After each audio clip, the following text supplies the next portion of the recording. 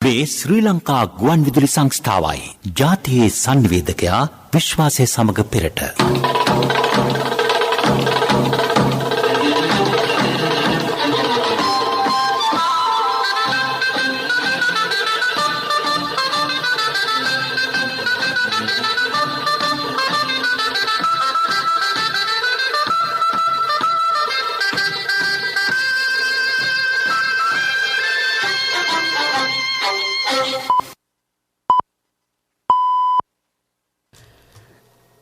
රාත්‍රී 9යි මේ ශ්‍රී ලංකා ගුවන් විදුලි සංස්ථාවයි.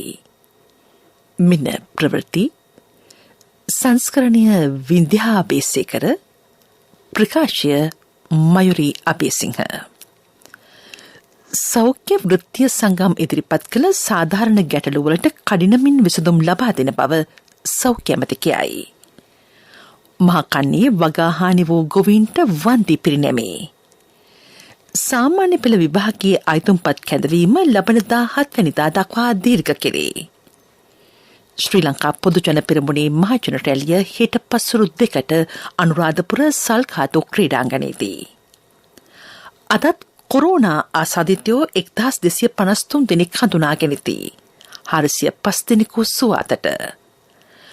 ලංකාවට විදේශ ප්‍රේෂණ එවීම පහසු කරමින් ලංකා රෙමිට්ස් නමින් නව ජංගම යෙදවීමක්. දේශසීමා අතික්‍රමණය කළ බවට නේපාලයෙන් චීනයට චෝදනා. චමරි අතපත්තු ICC සම්මානයට නිර්දේශ කෙරේ. වෘත්තීය සංගම් ඉදිරිපත් කළ කරුණුවල සාධාරණත්වය සලකා බලා විසඳුම් ලබා දෙන බව සෞඛ්‍ය අමාත්‍ය කේලිය රමුක්වැල මහතා පවසයි. අදාළ සංගම්හි ඇතැම් කරුණු සඳහා කඩිනම් විසඳුම් ලබා දිය හැකි බවත්, එසේ විසඳුම් ලබා දිය හැකි කරුණු සම්බන්ධයෙන් එකඟතාවයකට පැමිණි බවත් අමාත්‍යවරයා සඳහන් කළේය. හෙතෙම මෙම අදහස් පළ කළේ වෘත්තීය සංගම් කිහිපයක් සමග සෞඛ්‍ය අමාත්‍යාංශයේදී අද පැවති සාකච්ඡාවකට එක්වෙමිනි. සෞඛ්‍ය වෘත්තීය සංගම් ඉදිරිපත් කරන ඇතැම් කරුණු සම්බන්ධයෙන් අවධානය යොමු කිරීමට සති 2ක පමණ කාලයක් අවශ්‍ය වේ. කෙසේ වෙතත් වෘත්තීය සමිති නියෝජිතයන් සඳහන් කළේ සෞඛ්‍ය අමාත්‍යවරයා සමග පැවති සාකච්ඡා අසාර්ථක වීම හේතුවෙන් වර්ජනීය අඛණ්ඩව ක්‍රියාත්මක කරන බවයි. වැටුප් ගැටලු ඇතුළු ඉල්ලීම් 7ක් මුල් කරගනිමින් වෘත්තීය සමිති 18ක් මෙම වර්ජනයේ නිරත වේ. බාහිර රෝගී අංශවලින් සහ සායන වලින් ප්‍රතිකාර ලබා ගැනීමට පැමිණි රෝගීන් දැඩි අපහසුතාවකට පත් වූ බව අප වාර්තාකරුවෝ පැවසුහ. සෞඛ්‍ය වෘත්තීය සමිති කිහිපයක් ආරම්භ කර ඇති වැඩ වර්ජනය කිසිසේත් සාධාරණ නොවන බව රාජ්‍ය සේවා එක්සත් හෙද සංගමේ සභාපති පූජ්‍ය මුරුත්තෙට්ටුවේ ආනන්ද ස්වාමින් වහන්සේ පවසති. මහකන්නේ වගා හානි සඳහා වන්දි ලබා දීම අද ආරම්භ විය. ඒ සඳහා වෙන් කර ඇති මුදල රුපියල් කෝටි 128කි. වී, බඩයිරිඟු, සෝයා, අමු මිරිස්, ලොකුලුණු සහ අර්ථාපල යන භෝග වගාවන්හි සිදු හානිවලට අදාළව මෙම වන්දි පිරිනැමේ. ගොවීන් 40,000කට වන්දි ලබා දීම සිදු කෙරෙන අතර වැඩිම වන්දි මුදලක් ලබා දී ඇත්තේ මඩකලපුව දිස්ත්‍රික්කයේ ගොවීන් වෙනුවෙනි. සහතික මිලට අනුරාධපුර දිස්ත්‍රික්කයේ වී මිල දී ගැනීම අමාත්‍ය එස්.එම්. චන්ද්‍රසේන මහතාගේ ප්‍රධානත්වයෙන් අද ආරම්භ කෙරිණි. අනිත්‍යයෙන් අවසන් වීමට තිබූ අධ්‍යයන පොදු සහතික පත්‍ර සාමාන්‍ය පෙළ විභාගයේ අයිතුම්පත් කැඳවීම මේ මාස 17 වෙනිදා දක්වා දීර්ඝ කෙරේ. විභාග දෙපාර්තමේන්තුවේ වෙබ් අඩවියට හෝ නිල ජංගම යෙදවීමට පිවස අයිතුම්පත මාර්ගගතව යොමු කළ හැකිය. අයිතුම්පත සම්පූර්ණ කිරීමෙන් පසු එහි මුද්‍රිත පිටපතක් තබා ගත යුතු බව නිවේදනයේ දැක්වේ.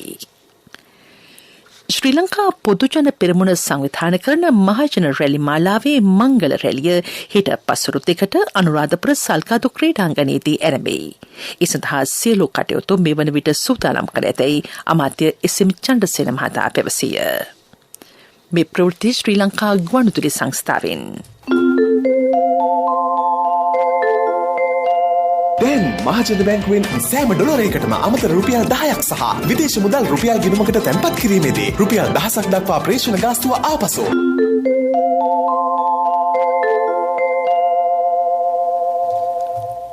කොරෝනා ආසාදිතයෝ 1253 දෙනෙක් අද හඳුනාගෙන ඇති. ඒ අනුව මේ දක්වා වාර්තා වූ සමස්ත ආසාදිතයින් ගණන 6,26,985ක් දක්වා ඉහළ යයි. මේ අතර කොරෝනා මරණ 35ක්ද වාර්තා වේ. පුද්ගලයන් 405 දෙනෙකු සුවය ලබා ඇතැයි ජාතික වසංගත රෝග විද්‍යා ඒකකය නිවේදනය කළේය. විවිධ දුෂ්කරතාවලින් පෙළෙන ජනතාව වෙනුවෙන් ගුවන්විදුලියේ කන්නාඩිය වැඩසටහන මගින් ක්‍රියාත්මක සත්කාරික වැඩසටහනේ සමාරම්භක උත්සවය ජනමාධ්‍ය අමාත්‍ය ඩලස් අලාපෙරුම් මහතාගේ ප්‍රධානත්වයෙන් ගුවන්විදුලි සංස්ථා පරිශ්‍රයේදී හෙට පෙරවරු 9:30ට ආරම්භේ. සෑම ඉරිදා දිනකම ප්‍රචාරය වන කන්නාඩිය වැඩසටහන මගින් සමාජයේ විවිධ අංශ ගවේෂණාත්මකව වාර්තා කරයි. ආරක්ෂාකාරීව සහ අඩු පිරිවැයක් සහිතව ශ්‍රී ලංකාවට මුදල් එවීමේ පහසුකම් ලබා දීමේ අරමුණින් ලංකා රිමිට් නමින් විදේශ ප්‍රේෂණ ජාතික ජංගම යෙදවීමක් හඳුන්වා දීම අමාත්‍ය නාමල් රාජපක්ෂ මහතාගේ ප්‍රධානත්වයෙන් අද සිදු කෙරිණි. කුමන අභියෝග පැමිණියද මෙරට සංවර්ධන කටයුතු අඛණ්ඩව ක්‍රියාත්මක කරන බව හෙතෙම අවධාරණය කළේය. ඩිජිටල් කරණය මගින් පහසුකම් ලෙසක් අත්විතිය හැකි බව හෙතෙම පෙන්වා දුන්නේය.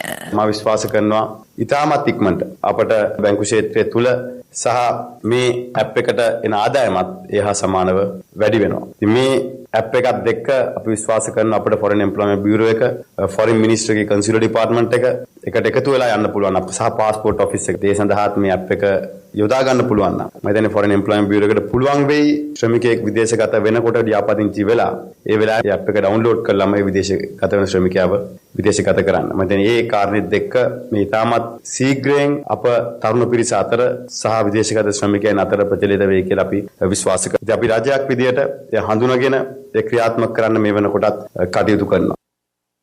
දැන් මහජන බැංකුවෙන් සෑම ඩොලරයකටම අමතර රුපියල් 10ක් සහ විදේශ මුදල් රුපියල් ගිණුමකට තැන්පත් කිරීමේදී රුපියල් 1000ක් දක්වා ප්‍රේෂණ ගාස්තුව ආපසු මෙම දීමනාව අප්‍රේල් මාස 30 දක්වා වළංගු වේ. ප්‍රමුඛ පුවත ඔබ වෙත ගෙනෙන්නේ සෑම ගෙදරකම සිටිය යුතු වෙද මහත්මයා සිද්ධාලේප. මහපොළ උසස් අධ්‍යාපන ශිෂ්‍යත්ව භාර අරමුදල් සංශෝධන පනත් කෙටුම්පත සහ ජාතික ඖෂධ නියාමන පනත යටතේ නියෝග දෙකක් අද පාර්ලිමේන්තුවේදී සම්මත විය. විවාදයට එක්වමින් රාජ්‍ය අමාත්‍ය චන්න ජයසුමන මහතා සඳහන් කළේ ජනාධිපතිතුමන්ගේ උපදෙස් මත එන්නත් කරන වැඩසටහන සාර්ථකව සිදු කළද විපක්ෂය විසින් එය වැරදි සාගත අයුරින් අර්ථකථනය කරන බවයි.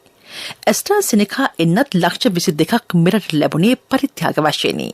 මුල් සමයේදී ඇමරිකානු ඩොලර් 15කට චීනෙන් සයිනෝෆාම් එන්නත ලබා ගත්තද ජනාධිපතිතුමාගේ මැදිහත් වීම මත එය ඇමරිකානු ඩොලර් 7කට ලබා ගැනීමට හැකි විය.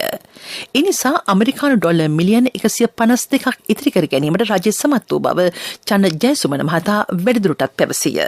මේ එන්නත් වල මිල ගණන් පිළිබඳව මේ කරන ව්‍යාජ බොරුව ඒකට මං හිතන්නේ නිසි පිළිතුරක් සැපිය යුතුයි. විශේෂයෙන්ම මේ රජය යටතේ ක්‍රියාත්මක වුණු අතිසාර්ථකම වැඩපිළිවෙලක් තමයි මේ එන්නත් කරන වැඩපිළිවෙල. අතිගරු ජනාධිපතිතුමාගේ නායකත්වයේ මෙහෙයීම සහ දූරදර්ශී මඟ පෙන්වීම යටතේ අපිට පුළුවන්කම ලැබුණා මේ වැඩපිළිවෙල සාර්ථක කර ගැනීම සඳහා. මිලදී ගැනීම වලට වැය වුණු මුදල පිළිබඳව පළවෙනි වතාවට මට අද මේ පාර්ලිමේන්තුවේදී හෙළිදරව් කරන්න පුළුවන්. ඒ අනුව ඇස්ට්‍රාසෙනිකා එන්නත් සඳහා ඇමරිකානු ඩොලර් මිලියන 2.625ක් සිනෝෆාම් එන්නත් සඳහා මිලියන 193ක් ස්පුට්නික් එන්නත් මිලදී ගැනීම සඳහා මිලියන 3.284ක් පයිස එන්නත් එක එන්නත් මාත්‍රාවක් ලබා ගත්තේ ඩොලර් 6.75ක් සඳහා සමස්ත හැටියට පයිස එන්නත් මාත්‍රා 1,89,99,630ක් මිලදී අරගෙන තියෙනවා. ඒ සඳහා ඇමරිකානු ඩොලර් මිලියන 128.248ක් වියදම් කරලා තියෙනවා. ඒ අනුව ශ්‍රී ලංකාවට එන්නත් මිලදී ගැනීම සඳහා ඇමරිකානු ඩොලර් මිලියන 327.157ක් වැය කරලා තියෙනවා. ප්‍රමුඛතම පුවත ඔබ වෙත ගෙන ආවේ සිද්ධාලේප ලක්වියාව. ශක්තියේ හඬ අවධානය පිණිසයි. උපාධ්‍යයක් හැදෑරීම සඳහා පොලි රහිත ශිෂ්‍ය ණයක් ලබා ගැනීමට අයදුම්පත් බාර ගැනීම ලබන 15 වෙනිදායින් අවසන් වන බව අධ්‍යාපන අමාත්‍යාංශය නිවේදනය කරයි. ණය මුදලින් රාජ්‍ය නොවන උසස් අධ්‍යාපන ආයතනයකින් අනුමත උපාධි පාඨමාලාවක් හැදෑරිය හැකිය. ණය යෝජනා ක්‍රමයේ අධීර කිහිපයක් යටතේ මේ වන විට එය ක්‍රියාත්මක වී තිබේ. අයදුම්පත් යොමු කළ හැකි මාර්ගගත ක්‍රමයට පමණි. වැඩි විස්තර 0.735.55.970 සිට 979 දක්වා දුරකථන අංක ඇමතීමෙන් ලබාගත හැකිය. විදෙස් පුවත්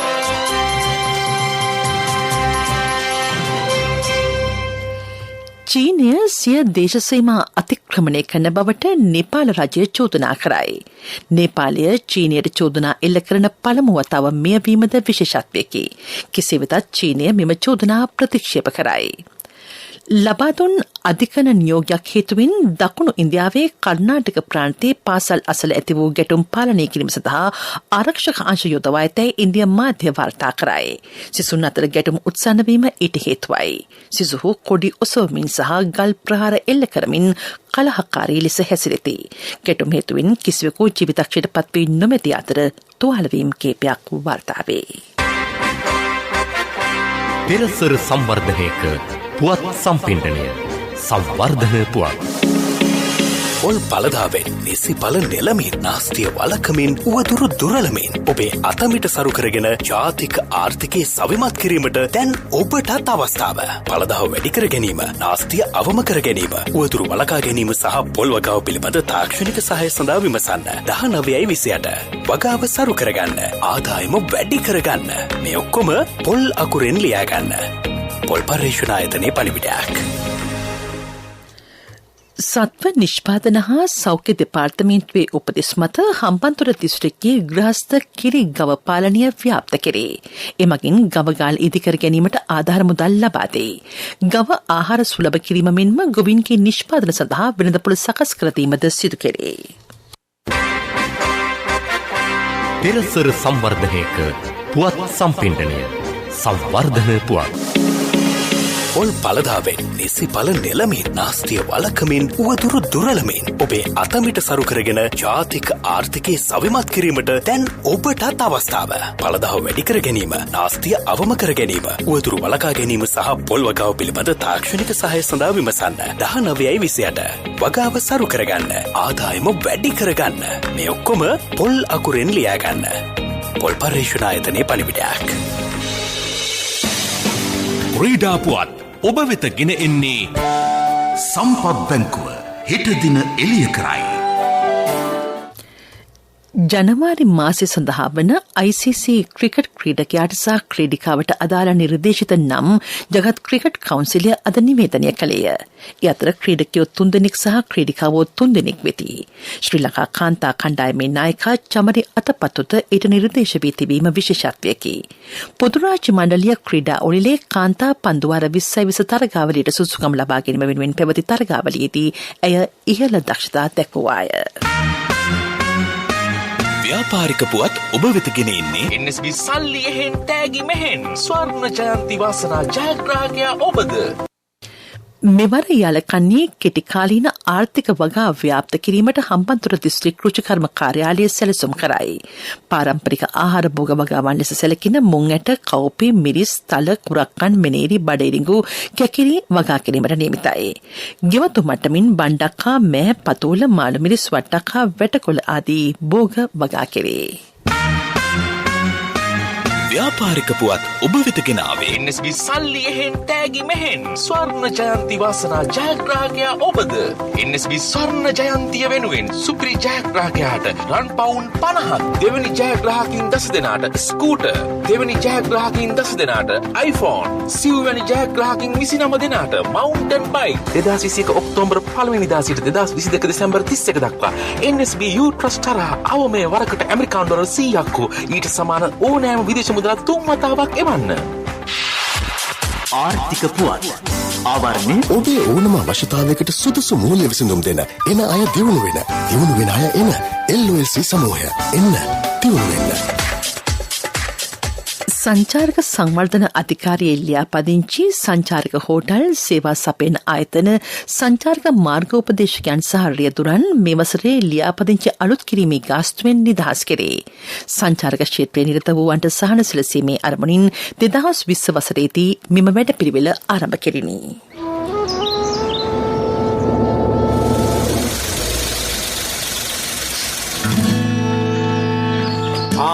මේ බිමල් පුතානේ හරි ගිහිල්ල අලුත් කාර්යයකුත් අරගෙන හරි ගියේ හරි තැනට ගිය හින්දා මාමා LOLC එකේ ලීසින් කරේ මාත් හරියන්න කියලා හරි තැනටම යන්න ඕනේ LOLC ෆයිනෑන්ස් හරියන්න හරිම තැන වැඩි විස්තර සඳහා 0115 715 555 අමතන්න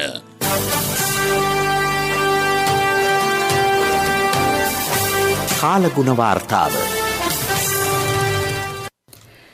නැගෙනහිර ඕව උතුරු සහ උතුරු මැද පළාත්වල සහ හම්බන්තොට හා මාතලේ දිස්ත්‍රික්කවල වැසි වාර කිහිපයක් ඇතිවන බව කාලගුණ විද්‍යා දෙපාර්තමේන්තුව සඳහන් කරයි.